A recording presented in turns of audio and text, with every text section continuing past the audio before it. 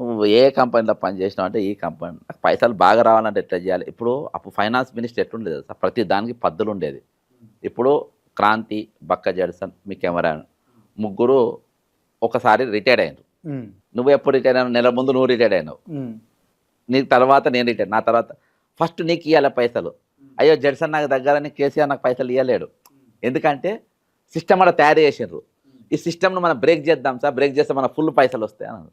ఎట్లా బ్రేక్ చేద్దామని కేసీఆర్ గారు ఈ కుబేర్ అని ఒకటి పెడదాం సార్. ఈ కుబేర్ అంటే ఏందనంటే, సార్ ఏం లేదు సార్, పొద్దుగాల తిరుపతి దర్శనానికి 48 గంటల ముందుకెళ్ళి నిలబడతారు కదా సార్ లైన్లో. వాళ్ళ లైన్లో పోతూ ఉంటారు.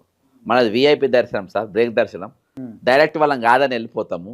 అట్లా తీసుకొచ్చేటోళ్ళే ఇది. కాకపోతే దానికి 2000 టికెట్ ఉంటుంది, 4000 టికెట్ ఉంటుంది. వాళ్ళకి ఇట్లా వేరే ఉంటాయి కదా వాళ్ళ దాంట్లో.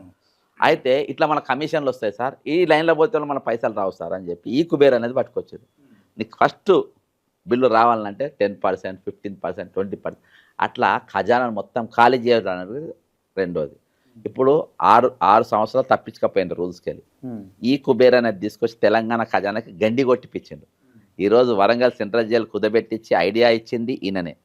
అన్నిటినీ దీన్ని కార్పొరేషన్గా మార్చి అప్పులు తెమ్మని ఐడియా ఇచ్చింది ఈయననే, Ramakrishna. Because of the you Kuber. Civil supplies ఏమేమి కుదబెట్టానో ఐడియాలు ఇచ్చింది ఈయననే. పోలీస్ జీబులు, వ్యాన్లు మొట్టమొదటిసారి కుదబెట్టించింది ఈయననే. మొత్తానికి ఆర్థిక వ్యవస్థను సర్వనాశనం చేసింది ఈయన.